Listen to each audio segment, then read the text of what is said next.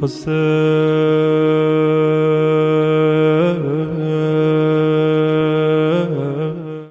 باللہ من الشیطان الرجیم بسم اللہ الرحمن الرحیم الحمد للہ رب العالمین والصلاة والسلام علی اشرف الانبیاء والمرسلین حبیبنا و حبیب الہ العالمین ابی القاسم المصطفیٰ محمد وعلی آلہ الطیبین الطاہرین المعصومین اللہم کل ولیک الحجۃ ابن الحسن صلواتک علیہ وعلی آبائہ فی هذه الساعة وفی کل ساعة ولیا وحافظا وقائدا وناصرا ودلیلا وعینا حتی تسکنہ ارضک طوعا وتمتعہ فیہا طویلا. السلام علی الحسین وعلی علی ابن الحسین وعلی اولاد الحسین وعلی اصحاب الحسین. واقعہ کربلا کی نسبت اہل کعود جو کہ ایک تاریخ کا فراموش شدہ طبقہ ہے، اس کے بارے میں ہماری یہ نشستوں کا سلسلہ چل رہا ہے. آج کی اس گفتگو کے اس تمہیدی حصے کے اندر اس نقطے کی طرف توجہ دلانا چاہوں گا کہ اہل کعود جنہوں نے واقعہ کربلا میں امام حسین علیہ السلام کا ساتھ نہیں دیا، فقط وہی طبقہ نہیں تھا جو میدان کربلا میں دو محاذوں کے درمیان ٹیلوں کے پیچھے موجود تھا، یعنی لشکر امام حسین اور لشکر عمر سعد کے جو ایک دوسرے کے مد مقابل تھے. ان کے علاوہ جو طبقہ ٹیلے کے پیچھے موجود تھا، سارے کا سارا اہل کعود طبقہ یہ نہیں تھا، بلکہ ایک کثیر تعداد اہل کعود کی یہاں پر موجود تھی. اس کے علاوہ کچھ کوفہ میں بھی موجود تھے، اور اسی طرح سے بصرہ کے اندر بھی اس طرح کے افراد موجود تھے. ہماری جو گزشتہ نشست گزری ہے اس کے اندر اس نقطے کی طرف ہم نے تاریخی شواہد کے ساتھ آپ کی خدمت میں کچھ شخصیات کا ذکر کیا. تاریخ اسلام کے اندر اہل کعود ہمیں رسول اللہ کے زمانے میں، جیسا کہ عرض کیا تھا، ظاہراً جنگ تبوک تھی اور 3 افراد نے شرکت نہیں کی جنگ کے اندر، اور بعد میں جب رسول اللہ جنگ کے بعد واپس آئے تو باقاعدہ طور پر ایسا ماحول ایجاد کیا ان 3 افراد کے لیے کہ جو ایک عام لشکر کے سپاہی کی حیثیت سے تھے، کوئی اتنی اجتماعی مؤثر شخصیات بھی نہیں تھیں، لیکن یہ کہ عبرت بن جائے کہ کبھی کوئی انسان کعود کی فکر نہ کرے. رسول پاک نے سوشل بائیکاٹ، اقتصادی بائیکاٹ، ہر طرح کے رابطے کے بائیکاٹ کی جو ہے وہ بات کی، یہاں تک کہ جو ہے گھروں کے اندر بھی اہل خانہ نے ان کو کسی کھاتے میں شمار نہیں کیا. یہ 3 افراد صحرا کا انہوں نے رخ کیا، بیابان کا، اور ان میں سے ایک کی بیوی جب کھانا دینے کے لیے گئی تو اس نے کھانا جا کے رکھ دیا، نہ سلام کیا اور نہ ہی جو ہے اس کی کسی بات کا جواب دیا. یہ تحقیر دیکھ کر ان اہل کعود نے آخر میں جا کے پشیمانی کا مظاہرہ کیا، اور قرآن مجید کی ایک آیت آپ کی خدمت میں ذکر کی تھی کہ جس میں اللہ تعالیٰ نے کہا کہ اگر یہ اہل کعود توبہ کر لیں، توبہ طائب ہو جائیں، تو اللہ تعالیٰ بھی جو ہے وہ غفور الرحیم ہے اور ان کو معاف کر دے گا. رسول اللہ کے زمانے کے اندر اہل کعود اپنی ابتدائی حالت کے اندر تھے، تعداد بھی کم تھی، اور اس کے علاوہ معاشرے کے اوپر کعود جیسی بیماری وبا میں تبدیل نہیں ہوئی تھی. وبا میں نہیں تبدیل ہوئی تھی رسول اللہ کے زمانے کے اندر، نہایت محدود جغرافیے کے اندر، محدود تعداد کے ساتھ اور محدود اثر کے ساتھ تھی. لیکن جب امیر المومنین کا زمانہ آتا ہے تو یہاں پر کعود کی جو وبا ہے، اور یہ کعودی تفکر دینداری کا، یہ 3 سطح کے اوپر جو ہے وہ نمایاں ہوتا ہے. سب سے پہلے امیر المومنین کی بیعت کے وقت، جیسا کہ سابقہ نشستوں میں ہم نے عرض کیا تھا، 8 کے قریب نمایاں نام آپ کی خدمت میں بیان ہوئے تھے کہ جنہوں نے امیر المومنین کی بیعت نہیں کی. یہ خود ایک کعودی تفکر کی مثال ہے امیر المومنین کی حکومت کے آغاز کے اوپر. اس کے بعد جو ہی یہ علوی حکومت برقرار ہوتی ہے، ابھی اس کو زیادہ عرصہ نہیں گزرتا اور جنگ جمل شروع ہوتی ہے، جنگ جمل کا ماحول بنتا ہے، اس وقت ایک طبقہ اہل قعود میں سے قرار پایا کہ آپ کی خدمت میں ان کے بھی نام جو ہے وہ ہم نے سابقہ نشستوں میں بیان کیے۔ اور تیسرا جو اس وبا کے شدید حالت میں پھیل جانے کا منظر ہے، اور حق ایک عجیب آزمائش کے اندر آ کے کھڑا ہوتا ہے، اور اہل حق بھی عجیب آزمائش کے اندر آ کے کھڑے ہوتے ہیں، وہ جنگ صفین کا مارکہ ہے۔ اس رزم کے اندر، اس مارکے کے اندر عدد پہلے بھی عرض کیا ہے اور ہم اس کو بار بار تکرار کر رہے ہیں، 30,000 کے قریب مفسر قرآن، معلم قرآن، قاری قرآن افراد نے امیر المومنین کے لشکر سے غیر جانبداری کا مظاہرہ کرتے ہوئے جو ہے یہ لشکر سے باہر نکل آئے۔ فتنہ شام سے 200 کے قریب افراد نکلے تھے، اور وہ بھی وہی 200 افراد تھے کہ شام میں کیونکہ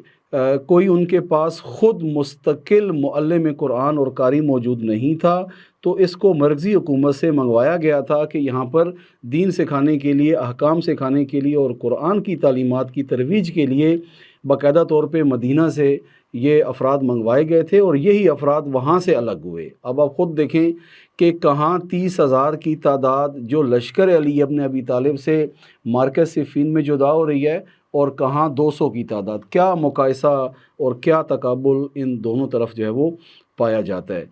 نہج البلاغہ جو کہ معرفت کی کتاب بھی ہے اور طرز زندگی کے لیے منشور اور دستور بھی ہے، وہیں پر نہج البلاغہ ایک اسلامی حاکم حکومتی زمام سنبھالنے کے بعد کس طرح کے عروج و زوال سے اس کی حکومت گزرتی ہے، کیا حالات پیش آتے ہیں، اس کے لیے ایک آئینہ بھی ہے نہج البلاغہ۔ آج اگر ہم منتظر ہیں ایک زمانے کے امام کے، تو ہمیں یہ دیکھنا ہوگا کہ ایک حاکم جب برسر اقتدار آتا ہے امیر المومنین کی صورت کے اندر، تو اس کے ساتھ کیا ہوتا ہے۔ نہج البلاغہ، جیسا کہ آپ مطلع ہیں اس بات سے کہ نہج البلاغہ کے 3 حصے ہیں۔ ایک حصہ جو بہت بڑا حصہ ہے وہ خطبوں پہ مشتمل ہے، اس کے بعد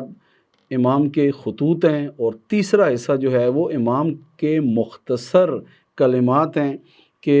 جو حکمتوں کے نام سے جو ہے وہ جانے جاتے ہیں۔ اس حصے کے اندر امیر المومنین کے تقریباً 480 کے قریب حکمتیں ہیں کہ جو امیر المومنین نے بیان فرمائی ہیں۔ نہج البلاغہ کے اندر تقریباً چند ایک ایسے خطبے ہیں جو اس بات کے اوپر ہمیں توجہ دلاتے ہیں کہ امیر المومنین نے اہل قعود کے ہاتھوں کتنا جام زہر پیا ہے، کتنا خون دل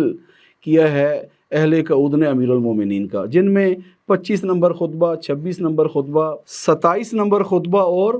29 نمبر خطبہ ہے کہ جو ان اہل قعود کے بارے میں ہے کہ جنہوں نے امیر المومنین کا بالآخر جو ہے وہ ساتھ نہیں دیا۔ ان سے متعلق امیر المومنین نے جو ہے وہ وہاں پہ بیان کیا ہے، گلے شکوے کیے ہیں، ان کی توبیخ کی ہے، سرزنش کی ہے، اور واقعاً اگر کسی نے امیر المومنین کی مظلومیت کو دیکھنا ہے تو اس کے لیے یہ چند خطبے جو ہیں اگر جا کے آپ ان کو ترجمے کے ساتھ ہی پڑھ لیں اور ایک مختصر سی اس کی تشریح دیکھ لیں تو بہت کچھ جو ہے وہ ہمارے سامنے آ جائے گا۔ ایک اور ریفرنس یہاں پہ تاریخی ان افراد کے لیے کہ جو اس کو بعد میں باقاعدہ طور پر اگر مطالعہ کرنا چاہتے ہیں، تو ایک تاریخی کتاب ہے الغارات کے نام پہ، کہ یہ ایک مستند تاریخی کتاب ہے کہ جس کے اندر امیر المومنین کے حکومت سنبھالنے سے لے کے امیر المومنین کی شہادت تک کا جو عرصہ ہے، اس میں جو امیر المومنین کے ساتھ جو کچھ ہوا اور جیسے حالات رہے، ان کا ذکر جو ہے وہ اس کتاب کے اندر موجود ہے، اور ہم نے ادارے کی جانب سے مطالعاتی تحریک برائے نہج البلاغہ کا جو ہمارا سلسلہ ہے، اس میں ہم نے باقاعدہ طور پہ اس کے اوپر جو ہے تقریباً 18 کے قریب نشستیں جو ہیں وہ ہم نے اس کے اوپر منعقد کی ہیں۔ اس کتاب الغارات کے اندر جیسا کہ عرض کیا ہے کہ واقعاً اگر کسی نے امیر المومنین کی مظلومیت کو پڑھنا ہے اور یہ دیکھنا ہے کہ ایک ولی اپنے زمانے میں اپنوں کے ہاتھوں کس طرح سے مشکلات کا شکار ہوتا ہے، تو اس کے لیے یہ کتاب الغرات بڑا ہی بنیادی ریفرنس ہے، اور میں نے عرض کیا ہے کہ تقریباً 18 کے قریب نشستیں مطالعاتی تحریک برائے نہج و بلاغہ کی جانب سے، جو ہفتہ وار ہماری نشست یاوران علی کے عنوان سے منعقد ہوتی رہی ہے، اس میں ہم نے 18 نشستوں کے اندر اس پوری کتاب کے اہم ترین مطالب جو ہے ان کو وہاں پہ ذکر کیا ہے کہ یہ امیر المومنین کی حکومت جتنا جتنا امام کی شہادت کے قریب کا عرصہ ہوتا جاتا ہے، اتنا زیادہ علی کی مظلومیت بڑھتی جاتی ہے۔ یہاں پہ ایک تاریخی حقیقت کی طرف توجہ فرمائیں، امیر المومنین کی مظلومیت فقط مسجد کوفہ کے اندر ضربت لگنے اور ابن ملجم نامی ایک شخص کے ذریعے سے نہیں فقط سمجھ میں آتی۔ آپ اگر اس پورے تناظر کو دیکھیں کہ کیا ہوا کہ امیر المومنین کی حکومت کو اپنے ہی بے خاصیت خواص اور جاہل عوام نے کس طرح سے اس حالت تک پہنچا دیا کہ امیر المومنین کی اپنی قلمرو کے اندر، علوی حکومت کی قلمرو کے اندر فتنہ شام شجرہ خبیثہ نے کس طرح سے یلغاریں کرنا شروع کی۔ جا کے تاریخ کے اندر پڑھیں کہ کس طرح سے علوی حکومت کو تاراج کرنے کی کوشش کی گئی۔ مصر ایک طرح سے، بصرہ ایک طرح سے، انبار کا صوبہ جو تھا صوبہ انبار، اس میں ایک طرح سے، اور اتنا امیر المومنین کی مظلومیت ہے، بالخصوص جب جناب محمد بن ابی بکر کی شہادت ہوتی ہے۔ آپ کو پتہ ہے کہ مرکزی جگہ تھی مصر مرکزی جگہ تھی امیر المومنین کی حکومت کے لیے، کس مظلومیت کے ساتھ اور کس دردناک انداز کے اندر گدھے کی کھال میں محمد بن ابی بکر جو کہ وہاں پہ گورنر کی حیثیت سے گئے تھے، ان کی جو لاش مبارک ہے ان کو کس طرح لپیٹا جاتا ہے اور کتنی توہین اس لاش کی جو ہے وہ کی جاتی ہے۔ لیکن آپ دیکھیں کہ اتنا بڑا اسٹریٹجک مقام مصر جیسا علوی قلمرو کے اندر کس طرح سے یلغار ہوتی ہے اس کے اوپر فتنہ شام کی، اور اس کے بعد امیر المومنین کوفہ سے جب کوشش کرتے ہیں ان کو اٹھانے کے لیے اپنوں کو کہ اٹھو، اور تمہیں نہیں نظر آ رہا کہ آج اگر مصر تمہارے ہاتھ سے چلا گیا تو کل پھر کوفہ بھی نہیں رہے گا، کوئی چیز نہیں رہے گی۔ اور پھر دیکھیں کہ ایک خطبے کے اندر یہاں تک بھی ہے کہ امیر المومنین نے صبح کی نماز کے بعد لوگوں کو لے جانے کی کوشش کی۔ تاریخ نے یہ لکھا ہے کہ ظہر کے قریب تک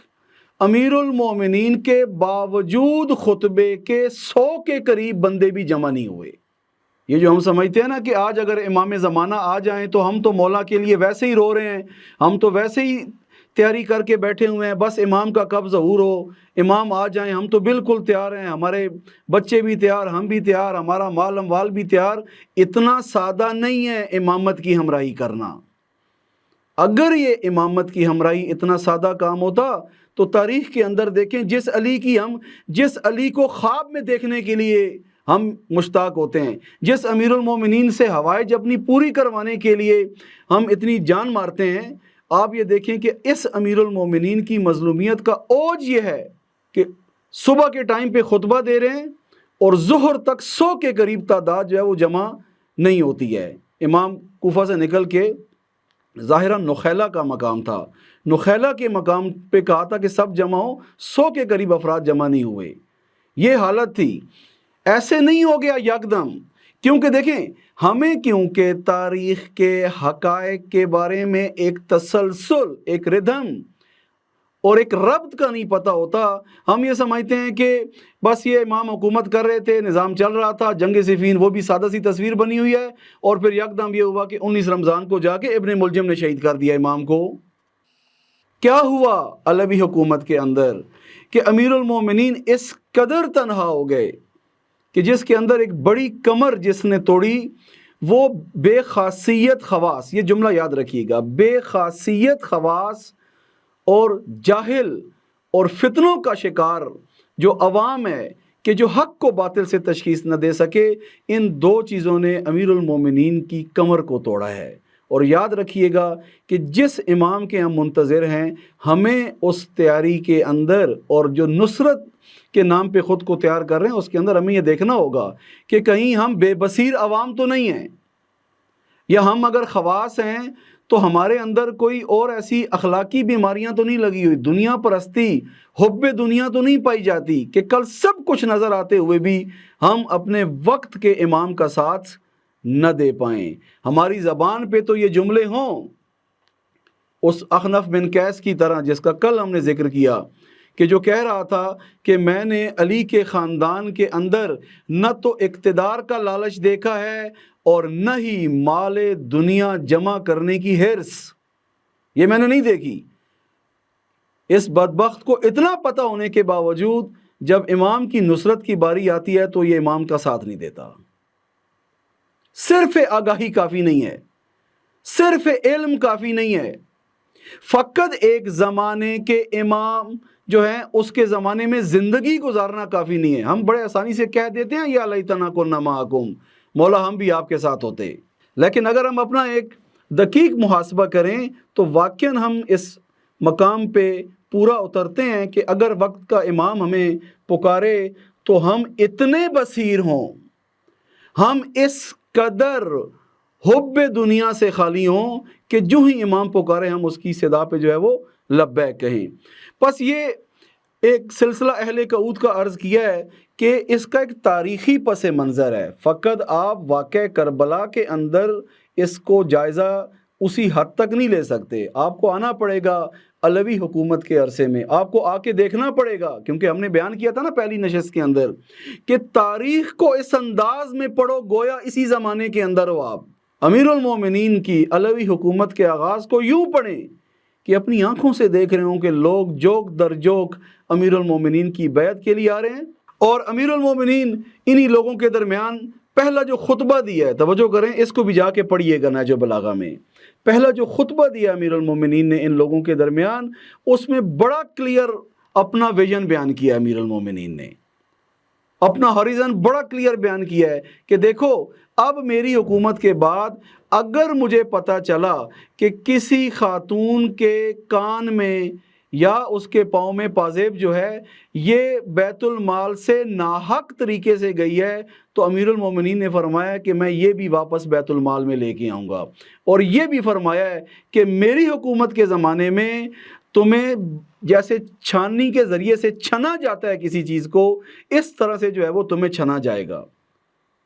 ہم سمجھتے ہیں کہ ایک امام کی حکومت جو ہے وہ شاید ایموشنل بلیک میلنگ پہ اور جو ہے اسی کے اوپر کہ بس لوگ ساتھ دیں، دیکھیں کتنا فرق ہے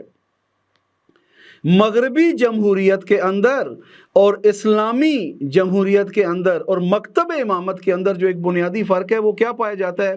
کہ مکتب امامت کے اندر اصول بنیاد ہیں چاہے لوگ آئیں یا نہ آئیں،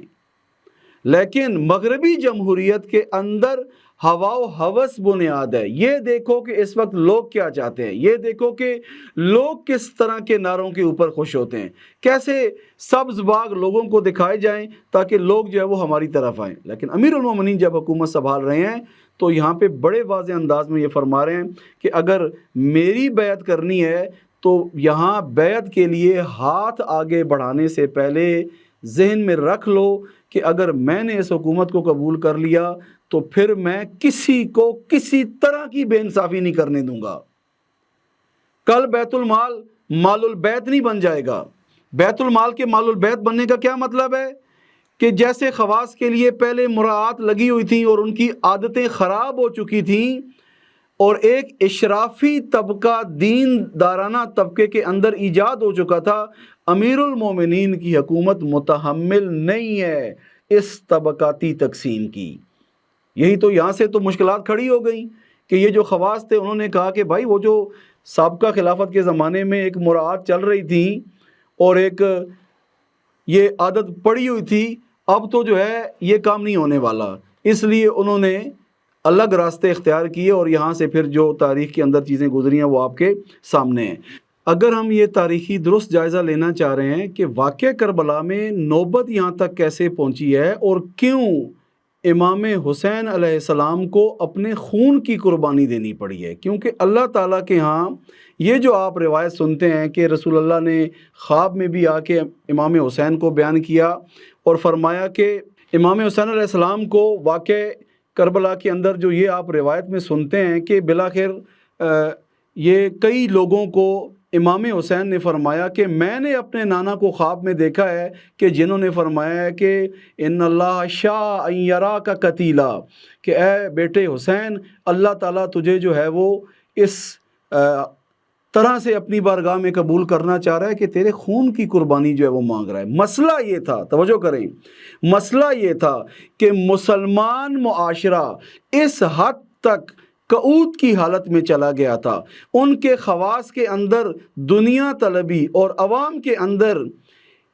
فتنوں کا شکار ہو کے بے بصیرتی اس اوج پہ پائی جا رہی تھی کہ اب اس معاشرے کے لیے علی کے خطبے بھی کارساز نہیں ہیں، اب اس معاشرے کے اندر علی کا وعظ و نصیحت بھی اثر نہیں کر رہا۔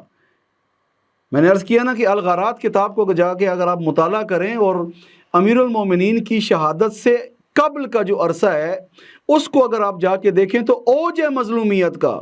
ایک وقت یہ آتا ہے کہ مسجد کوفہ ہے، امیر المومنین مسجد میں موجود ہیں اور ایک ستون کی ٹیک لگا کے امیر المومنین بیٹھ جاتے ہیں اور اپنے ایک معتمد صحابی کو کہتے ہیں کہ جاؤ ممبر کے اوپر اور ان لوگوں کو جا کے میری طرف سے یہ باتیں کہو، مجھ میں سکت نہیں ہے ان سے گفتگو کرنے کی۔ یہ امیر المومنین کہہ رہے ہیں اپنے ایک صحابی کو، توجہ کریں، یعنی یہ معاشرہ اس قدر دنیا پرستی کا شکار ہو چکا ہے، اس قدر غفلت کا شکار ہو چکا ہے، اس قدر حب دنیا اس معاشرے کے خواص کے اندر اور عوام کے اندر بے بصیرتی رچ بس چکی ہے کہ اب اس معاشرے کو جگانے کے لیے، اب اس معاشرے میں انقلاب کے لیے خون کی ضرورت ہے۔ یہ معاشرہ روئے زمین کے اوپر مقدس ترین خون کے بہائے بغیر نہیں جاگے گا۔ یہ معاشرہ ظلم اور بربریت کی تاریخ کی سب سے بڑی جو بربریت ہے اس کے بغیر یہ معاشرہ اب نہیں جاگے گا۔ یہ ہے کہ جس کے لیے امام فرما رہے ہیں مدینہ سے نکلتے ہوئے اپنے نانا کے روزے کو الوداع کر کے بنی ہاشم کے محلے سے نکلتے ہوئے یہ فرما رہے ہیں کہ من کان باذلا فینا محجتہ وموطنا الی لقاء اللہ فلیرحل معنا، یا دوسری مقام پہ فرمایا کہ جو بھی ہمارے ساتھ چلے گا اس کو شہادت نصیب ہوگی اور جو ہمارے ساتھ نہیں آئے گا کل وہ فتح اور کامرانی کو نہیں دیکھ پائے گا۔ پس یہ ایک آگاہانہ انتخاب تھا امام حسین اور ان کے یاران و اصحاب کا کہ اگر اس معاشرے کو جگانا ہے تو اب آپ کو اپنا مقدس ترین خون اس راستے کے اندر جو ہے وہ دینا پڑے گا۔ کیونکہ آج کی ہماری جو بحث تھی، اس کا جو موضوع جو تھا وہ یہ تھا کہ اس واقعہ کربلا کے نتیجے میں اہل قعود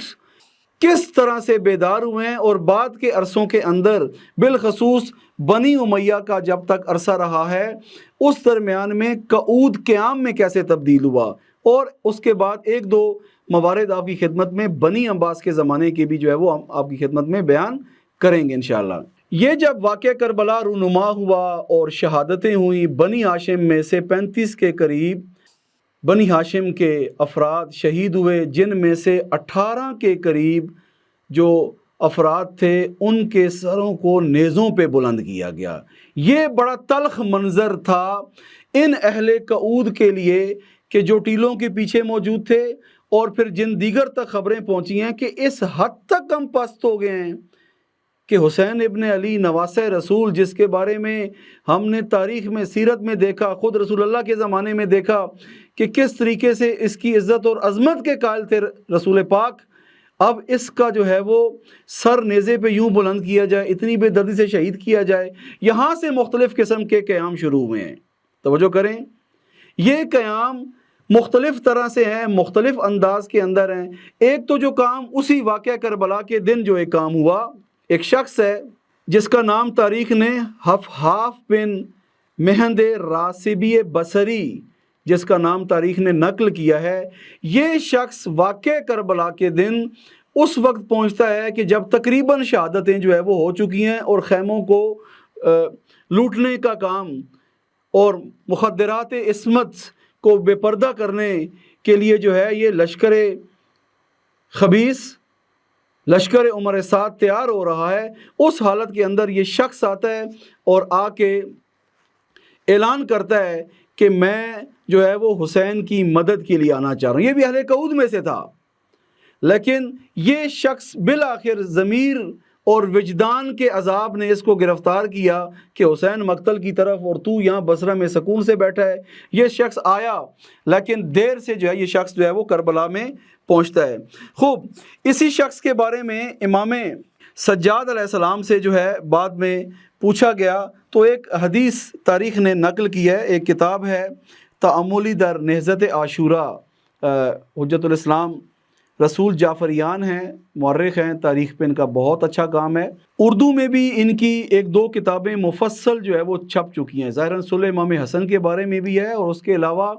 ائمہ علیہ السلام کے بارے میں دارالثقلین نے کتاب جو ہے وہ چھاپی تھی. کافی ظاہراً ضخیم کتاب ہے، اور مستند تاریخ کے اوپر اچھا خاصا ان کا کام ہے. رسول جعفریان یہ ایک تاریخی شخصیت جنہوں نے تاریخ پہ کام کیا ہے، معاصر شخصیت ہے. انہوں نے ایک حدیث جو ہے وہ نقل کی ہے امام سجاد سے کہ فرماتے ہیں کہ امیر المومنین کے بعد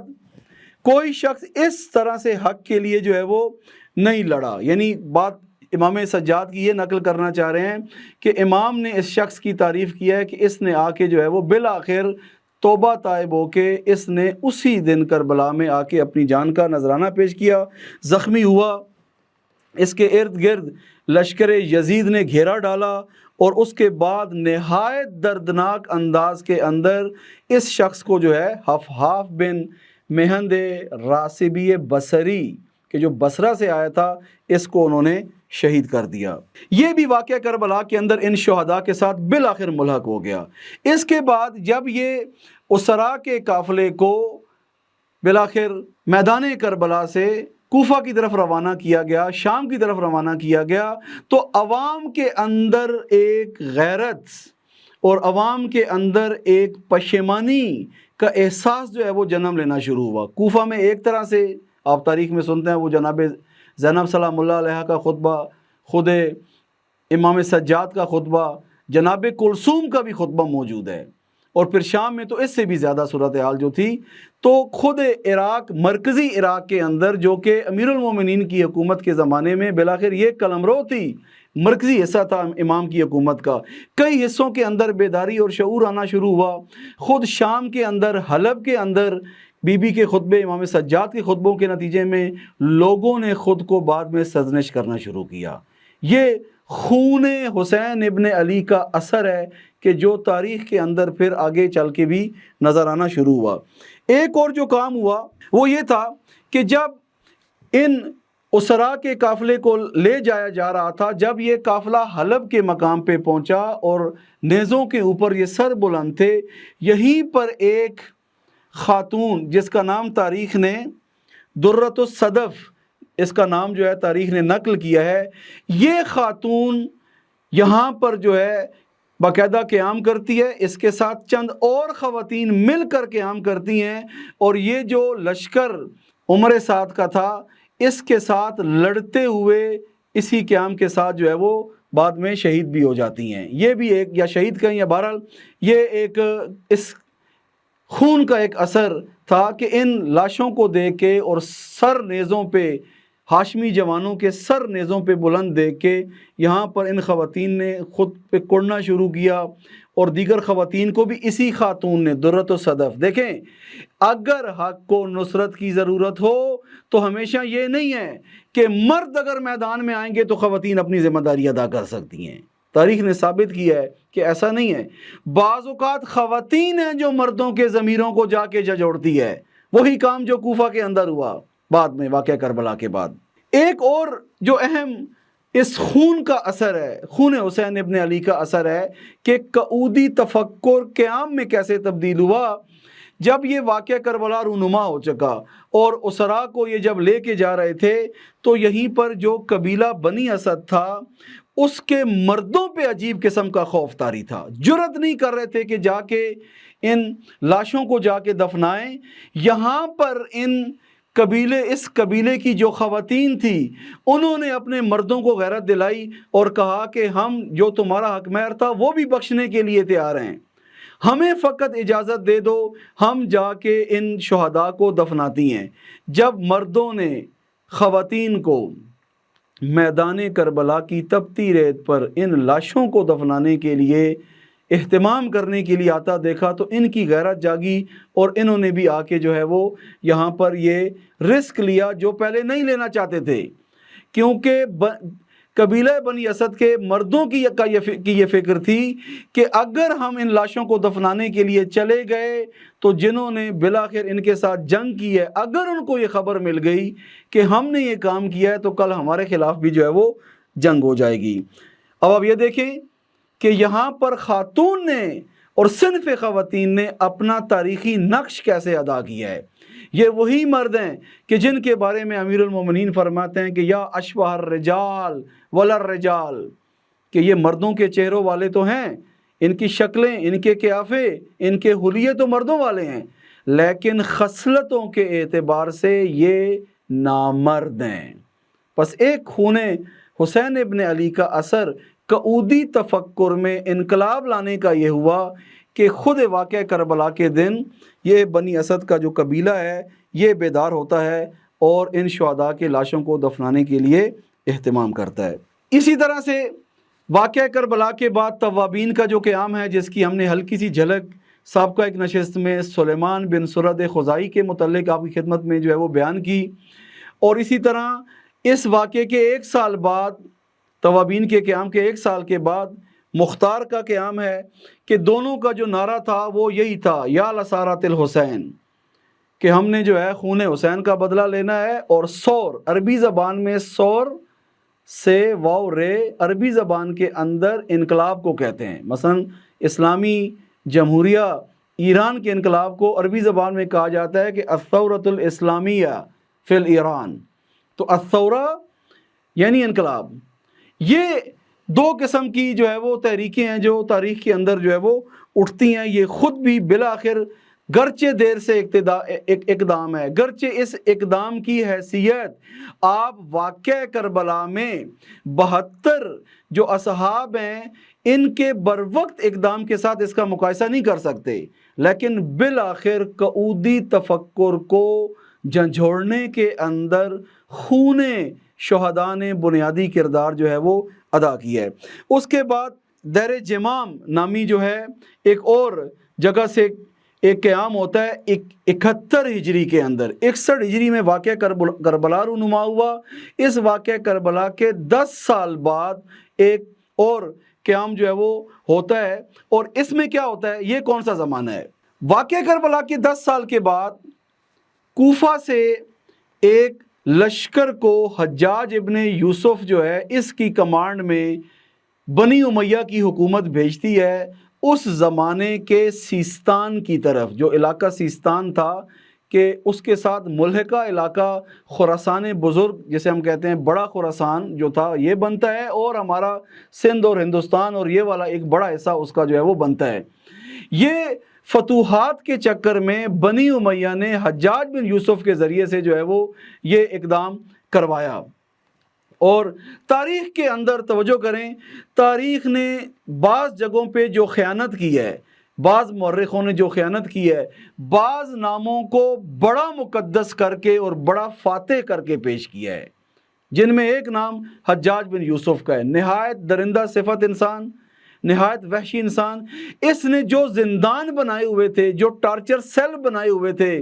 اس زمانے میں علویوں کو کچلنے کے لیے، اہل بیت کے ماننے والوں کو کچلنے کے لیے، تاریخ میں جا کے اگر آپ پڑھیں تو انسان کے رونگٹے کھڑے ہو جاتے ہیں کہ کتنا وحشی انسان تھا یہ حجاج بن یوسف۔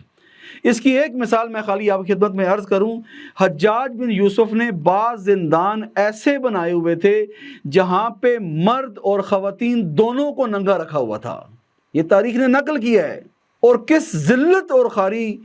اور کس وحشی پن کا جو ہے وہ مظاہرہ کیا ہے۔ لیکن تاریخ کے اندر آپ دیکھیں بعض افراد نے بنی امیہ کے اس دور کو نہایت بڑا بہترین قسم کا پیش کرنے کی جو ہے وہ کوشش کی گئی ہے۔ یہاں پہ ایک ضمنی تاریخی نقطے کی طرف جلدی سے اشارہ کروں گا، زیادہ تفصیل میں نہیں جاؤں گا۔ ایک جو بحث ہمارے ہاں کتابوں میں بھی کی جاتی ہے اور ہمارے تاریخی کتابوں میں بھی پڑھائی جاتی ہے کہ جو ہے وہ سندھ کی طرف سے اسلام داخل ہوا ہے اور وہاں پہ حملہ کیا گیا اور یہ کیا گیا۔ مستند تاریخ کو جا کے آپ پڑھیں، یہ جو سندھ کی طرف جائے، یہ جو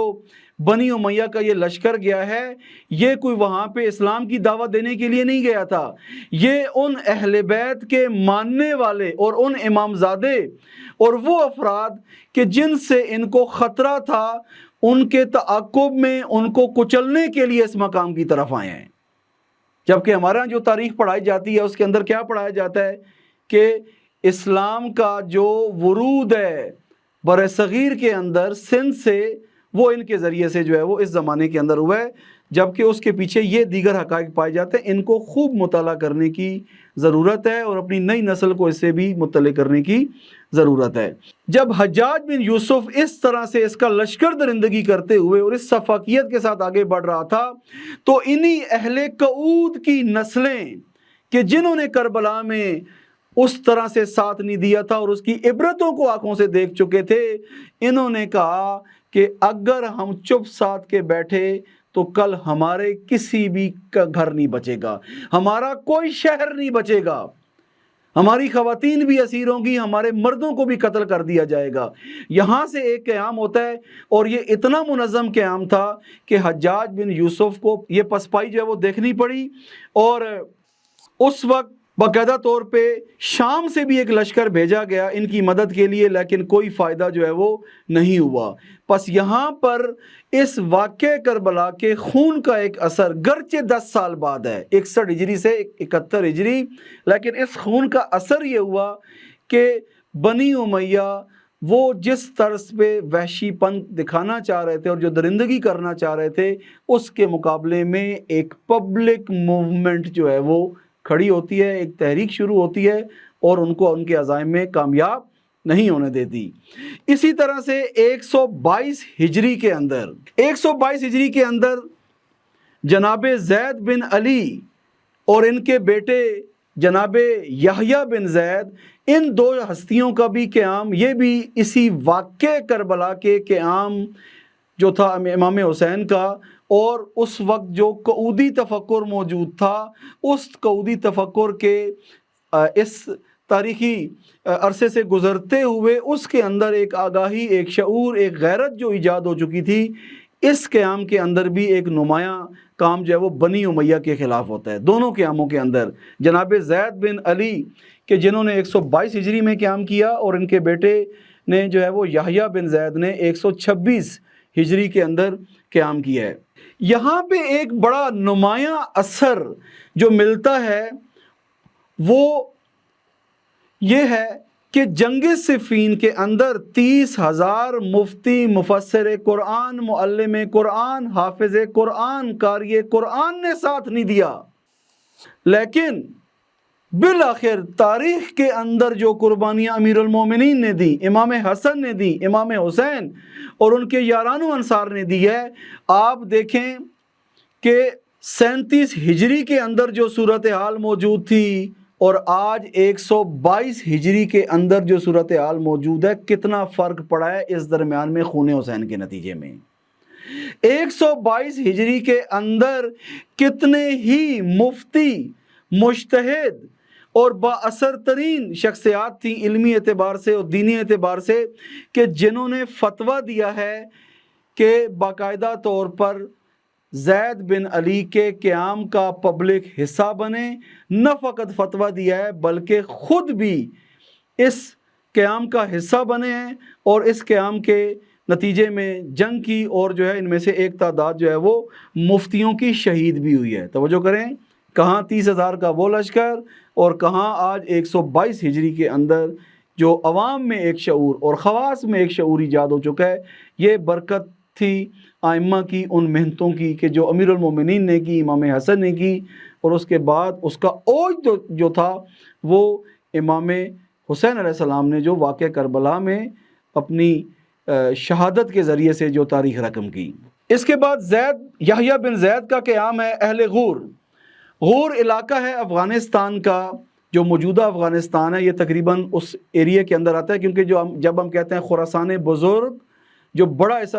خراسان تھا، ایک تو یہ خراسان ہے جو ابھی موجودہ ہے صوبے کے عنوان سے، ایک تاریخ کے اندر بالخصوص بنی عباس کے دور میں جو خراسان جب کہتے تھے تو یہ بہت بڑا حصہ ہے ہمارا یہ خود افغانستان کا حصہ آتا ہے، کچھ حصہ جو موجودہ ہمارا پاکستان کا ہے، ملتان اور اس سے اوپر کا، یہ کچھ حصہ آتا ہے، اور اس کے علاوہ خود یہ جو مشہد اور جو موجودہ ایران ہے، اس کا بھی ایک بڑا حصہ اس کے اندر جو ہے وہ آتا ہے۔ یہ پوری ایک بہت بڑی قلمرو تھی اسلامی حکومت کے پاس۔ اہل غور نے کیا کیا؟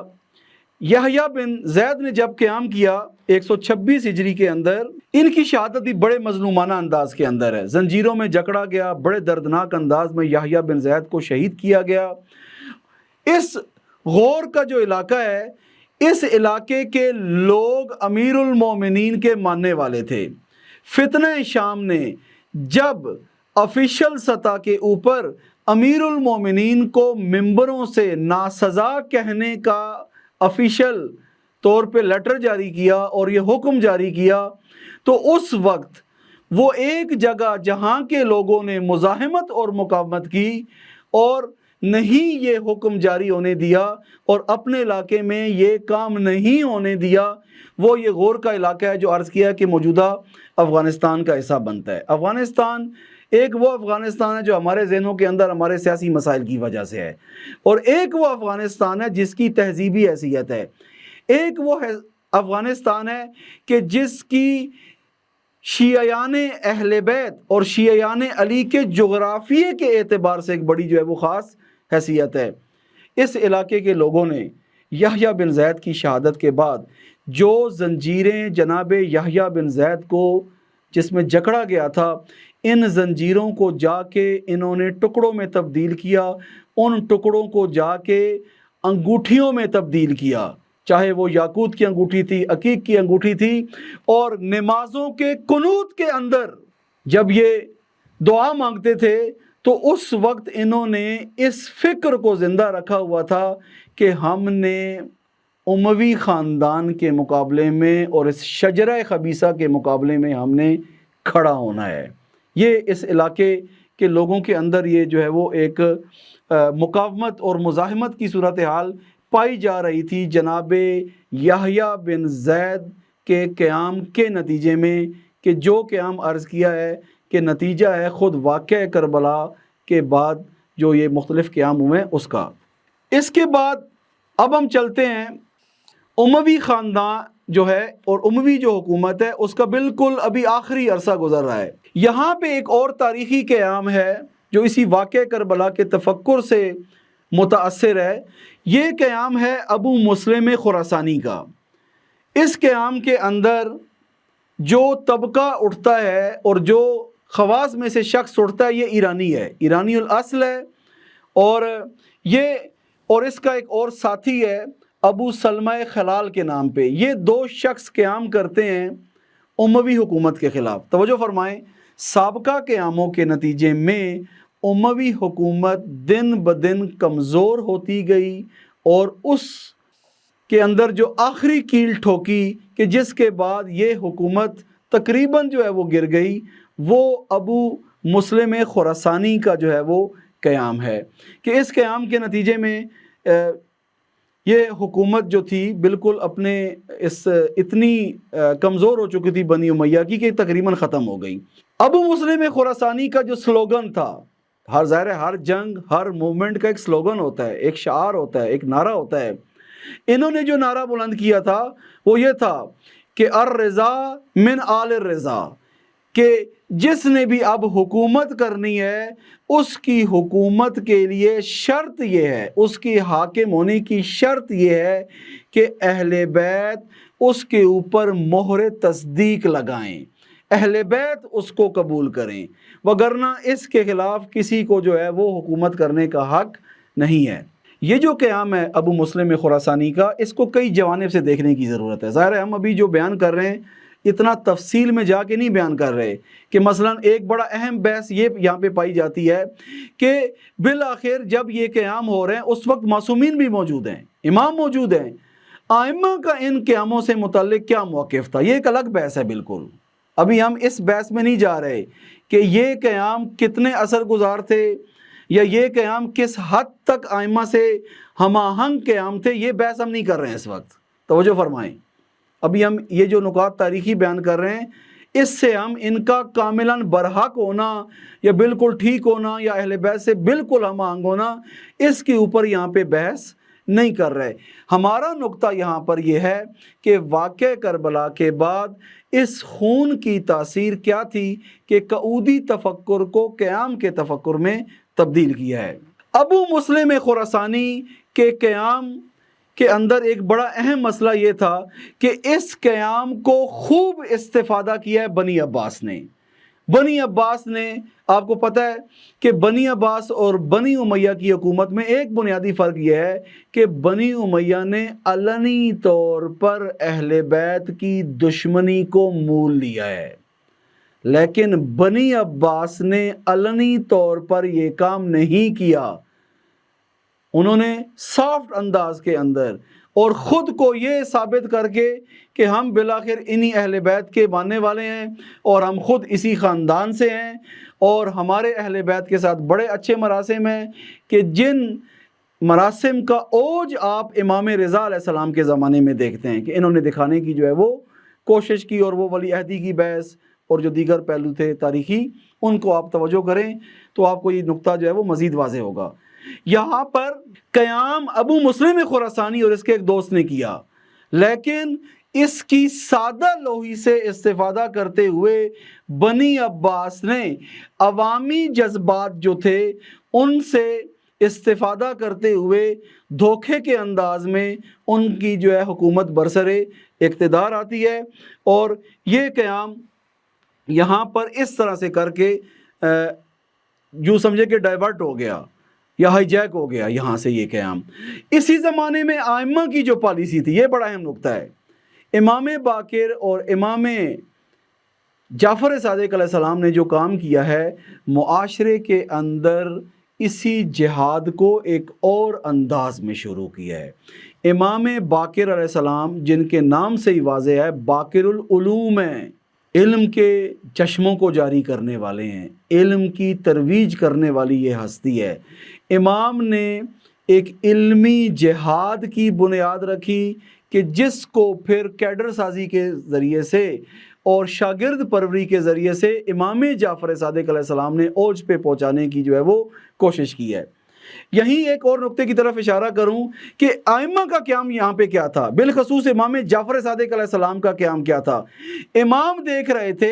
کہ معاشرے کے اندر جب تک عوام کی آگاہی اور شعور کے لیے ایک مبلغ طبقہ تیار نہیں ہوتا کہ جو گلی گلی محلے محلے علاقے علاقے کے اندر جا کے کام کرے اور نیٹ ورکنگ بنائے، اس وقت تک آپ کسی بڑی تبدیلی کو نہیں لا سکتے ہیں۔ اسی لیے امام جعفر صادق علیہ السلام سے ایک حدیث نقل ہے جس میں فرماتے ہیں کہ مجھے یہ بات پسند ہے کہ میں اس اسلامی جو جغرافیہ ہے اس قلمرو کے ہر 50 میٹر کے اوپر میرا ایک شاگرد مبلغ کے عنوان سے موجود ہو۔ توجہ کریں، امام جعفر صادق مسائل کو کس طرح سے دیکھ رہے ہیں، امام جعفر صادق کس طرح کے قیام کو اس وقت دیکھ رہے ہیں کہ ضروری ہے، لیکن ان لوگوں نے اپنے انداز میں جو ہے وہ قیام کیا۔ ایک مسلم خراسانی کا ایک مکالمہ بھی امام کے ساتھ موجود ہے، اور یہ بڑا جو ہے نا وہ ریڈ لائنر بن کے اور ہارڈ لائنر بن کے اس نے کوشش کی، اور الٹا امام کو بھی کہا اور الٹا ان کو متہم بھی کیا کہ جو ہے وہ آپ قیام کیوں نہیں کرتے ہیں، کہ وہ الگ داستان ہے۔ بس یہاں پہ یہ قیام تھا مسلم خراسانی کا کہ جس کی اساس اور بنیاد اہل بیت کی محبت اور بالآخر یہی تھی کہ ہمیں ظلم کے خلاف کھڑا ہونا چاہیے۔ یہ بڑی بات ہے ایک ایسے معاشرے میں کہ آپ ایک وقت دیکھ رہے ہیں کہ اہل قعود کا طبقہ پایا جاتا ہے۔ تاریخ کے اندر اس خون نے یہ اثر دکھایا کہ عوام کے اندر اور خواص کے اندر مطالبے کی سطح جو ہے وہ بڑھتی جا رہی ہے۔ اس کے بعد بنی عباس کا دور شروع ہو جاتا ہے۔ اس وقت جو قیام ہے ان میں ایک اہم جو قیام ہے وہ دو بھائیوں کا ہے، محمد بن عبداللہ اور ابراہیم بن عبداللہ۔ محمد بن عبداللہ جن کو نفس زکیہ کہا گیا ہے، انہوں نے قیام کیا، اور اس کے بعد ان کے بھائی جو تھے انہوں نے بصرہ میں قیام کیا۔ ان دو شخصیات نے جو ہے وہ قیام کیا۔ ان دو قیاموں کے اندر بھی ایک بڑا نمایاں پہلو ہے، اور وہ یہ ہے کہ بالخصوص ابراہیم بن عبداللہ نے جو قیام کیا ہے، اس قیام کی ہمراہی بھی اس زمانے کے جو مفتی اعظم تھے جناب ابو حنیفہ، انہوں نے اس قیام کی کھل کے حمایت کی ہے، اور ان کی اتباع میں ایک اور بڑی تعداد بھی جو مفتیوں کی تھی مختلف جگہوں کے اوپر، انہوں نے بھی اس قیام کی بھرپور حمایت کی۔ اور حتیٰ چند ایک نکات آپ کی خدمت میں یہاں پہ جناب ابو حنیفہ کی شخصیت سے متعلق عرض کرنا چاہوں گا، کیونکہ ہمیں بالآخر جب ہم تاریخ کو بیان کر رہے ہیں، توجہ فرمائیں، تاریخ کو اگر آپ سمجھنا چاہتے ہیں، آپ کو نہایت منصفانہ انداز میں آگے بڑھنا پڑے گا۔ جہاں جن کے مثبت اقدامات ہیں اور کہیں پہ سپورٹ کا باعث بنے، ان کو بھی منصفانہ انداز میں دیکھنا پڑے گا، اور جہاں پہ تنقید اور نقد کا پہلو پایا جاتا ہے، وہاں وہ منصفانہ تنقید بھی کرنی ہوگی۔ اس میں کوئی شک نہیں ہے کہ بنی عباس کی مشینری نے یہ کام کیا تھا کہ جعفر صادق کی مرکزیت قائم نہ ہو پائے، اور لوگ اقصی نقاط دنیا سے ان کی بارگاہ میں نہ آئیں، اور یہ اس وقت اسلام کے، قرآن کے اور دین کے جو ہے وہ مفسر اور فقیہ کے عنوان سے فقط نہ جانے جائیں۔ اس لیے پیرلل میں عباسی مشینری نے بہت سارے کام کیے ہیں کہ ابھی وقت نہیں ہے کہ ہم ان نکات کی طرف جائیں، فقط یہ اشارہ تھا کہ تاریخ کے اس پہلو پہ بھی ضرور ہم جو ہے وہ مطالعہ کریں۔ جناب ابو حنیفہ نے یہاں پہ واقعاً بڑا فرنٹ رول کے اوپر جو ہے انہوں نے کردار اپنا یہ فرنٹ رول پہ ادا کیا، اور اس کا نتیجہ کیا نکلا کہ کئی جگہ پہ ظاہر ہے بالآخر ان کے پیروکار تھے، ان کے ماننے والے تھے،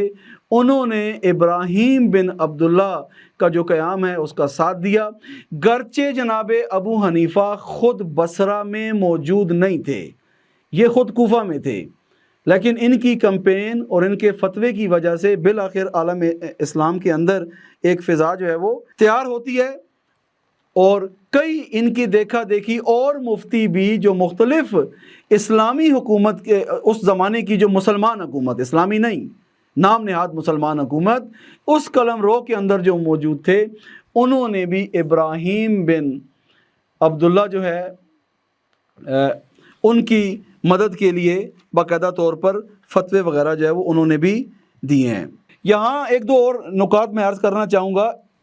اسی ابراہیم بن عبداللہ جو ہیں، ان کے قیام میں ایک شخص جو ہے وہ اسی قیام کے اندر بالآخر مارا جاتا ہے، اور اس کا بھائی جناب ابو حنیفہ کی خدمت میں آتا ہے اور انہیں آ کے کہتا ہے کہ آپ کا فتویٰ تھا جس فتوے کی وجہ سے جو ہے وہ میرا بھائی جو ہے وہ اس جنگ میں مارا گیا ہے، آپ نے یہ فتویٰ کیوں دیا ہے؟ توجہ کریں، آپ نے یہ فتویٰ کیوں دیا ہے؟ جناب ابو حنیفہ نے جو اس کو جواب دیا وہ کیا تھا؟ کہا ہے کہ پریشان نہ ہو، گھبراؤ نہیں، تیرا بھائی جو اس جنگ میں مارا گیا ہے یہ شہدائے بدر کے برابر اس کا مقام ہے۔ میں تاریخ نقل کر رہا ہوں، ہم یہاں پہ قضاوت نہیں کر رہے ہیں، تاریخ کے پہلو سے فقط یہ بتا رہے ہیں کہ اس قیام کے اندر کس شخصیت نے جو ہے وہ کیا کیا۔ یہ ایک موقف جناب ابو حنیفہ کا ذہن میں رکھیں۔ دوسرا یہ ہے، ابراہیم بن سوید حنفی یہ نقل کرتا ہے تاریخی اعتبار سے کہ جب ابراہیم بن عبداللہ نے قیام کیا تو جناب ابو حنیفہ اس وقت جو ہے وہ میرے گھر مہمان تھے، تو میں نے ان سے سوال کیا، توجہ کریں، اب ظاہر ہے جناب ابو حنیفہ کی حیثیت تاریخ کے اندر بالآخر فقیہ کی حیثیت سے ان کو مانا جاتا ہے، اور ان کی طرف رجوع کیا جاتا تھا فقہی اعتبار سے، تو وہ کہتا ہے کہ میں نے سوال کیا جناب ابو حنیفہ سے کہ آپ یہ بتائیں کہ اگر کسی انسان پر حج واجب ہے، ایک طرف انسان پہ جو ہے وہ حج واجب ہے، تو یہ بتائیں کہ یہاں پر انسان حج کرے یا جو ہے وہ اس کا ساتھ دے ابراہیم بن عبداللہ کا؟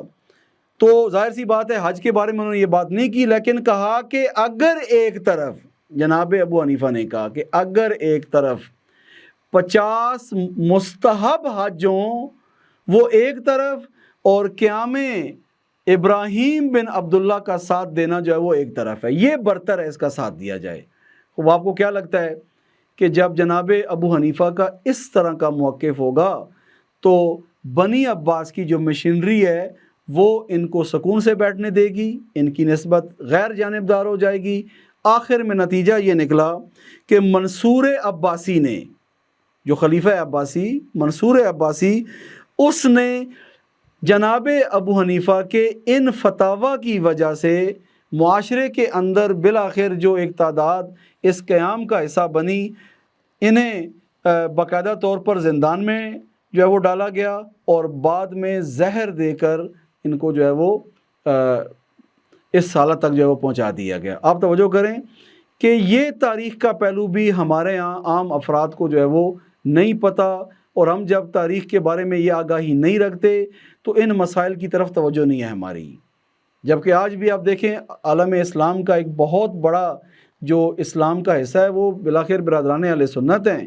وہ عقائد کے اعتبار سے ممکن ہے مختلف کسی کے پیروکار ہوں، لیکن فقہ کے اندر جو عالم اسلام کا ایک بڑا حصہ ہے فقہی اعتبار سے وہ اسی شخصیت کا پیروکار ہے۔ حتیٰ یہاں پر ایک بہت بڑا نقطہ اتحاد اور وحدت کا ایک بہت بڑا عملی نمونہ یہاں پر یہ بھی پایا جاتا ہے ہمارا مختلف مسالے کے ساتھ جو ایک واقعاً حقیقی وحدت اور انسجام ہے، وہ یہ ہے کہ جناب تاریخ کے اندر بالآخر یہ شخصیت استکبار ستیزی کے حوالے سے اور اس وقت کی جو بالآخر حکومت تھی، ظاہر ہے جب یہ کہہ رہے ہیں کہ اس قیام کا حصہ بنو تو اس کا مطلب یہ ہے کہ حاکم نظام کو نہیں مان رہے ہیں، ایسے تو نہیں ہے کہ ادھر سے اس کو بھی مان رہے ہیں ادھر سے اس کی بھی بات کر رہے ہیں۔ خوب ایسی صورتحال کے اندر یہ خود ایک ڈائیلاگ کی ضرورت ہے، ایک ڈسکورس کے ایجاد ہونے کی ضرورت ہے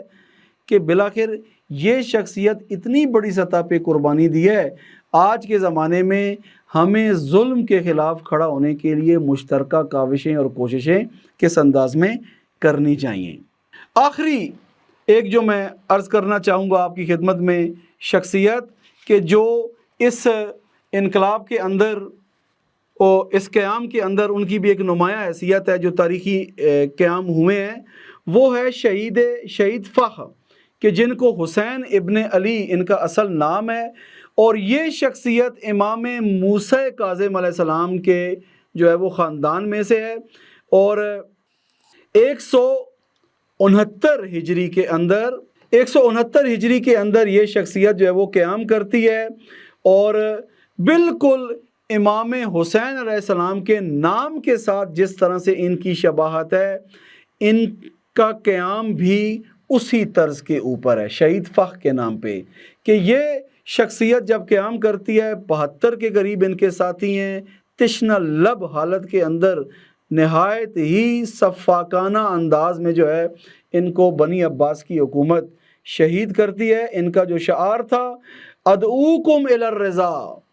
ان کا شعار تھا کہ میں تمہیں جو ہے وہ امام رضا کی طرف بلاتا ہوں کہ جو آل محمد میں سے ہیں، اور اس کے بعد پھر انہیں کہتے ہیں کہ میں تمہیں قرآن کی طرف اور دین کی طرف بلاتا ہوں، رسول اللہ کے سیرت کی طرف بلاتا ہوں۔ توجہ کریں، وہی شعار جو امام حسین علیہ السلام نے دیا تھا کہ میں اپنے نانا کی امت جو ہے اس کی اصلاح کے لیے نکل رہا ہوں، اسی طرز کا شعار 169 ہجری کے اندر بنی عباس کے زمانے میں یہ شخصیت جو ہے وہ دے رہی ہے۔ اور تاریخ نے یہ نقل کیا ہے کہ بنی عباس کے اس دور میں 169 ہجری میں جب یہ خون ناحق گرتا ہے تو اس کے بعد جو مختلف عرصوں میں قیام رونما ہوتے ہیں، ان قیاموں کے اندر ایک بنیادی کردار اسی شہید فخر کا جو ہے کردار ہے اس قیام کا، کہ یہاں سے پھر اگلی تحریکیں اور اگلے قیام جو ہے وہ رونما ہوتے ہیں۔ تو یہ آپ کی خدمت میں چند ایک مختصر مثالوں کے ذریعے سے یہ عرض کیا ہے کہ واقعہ کربلا کے بعد اموی دور میں اور اس کے بعد عباسی دور کے اندر کس طرح سے قعودی تفکر ان شہداء کے خون کے نتیجے میں قیام والے تفکر میں تبدیل ہوا ہے۔ اللہ تعالیٰ سے دعا ہے کہ پروردگار ہمیں اہل بیت جیسی زندگی عطا فرمائے اور اہل بیت کے راستے پہ چلتے ہوئے اہل بیت کی طرح ہی ہماری عاقبت قرار دے۔ والسلام علیکم ورحمۃ اللہ وبرکاتہ۔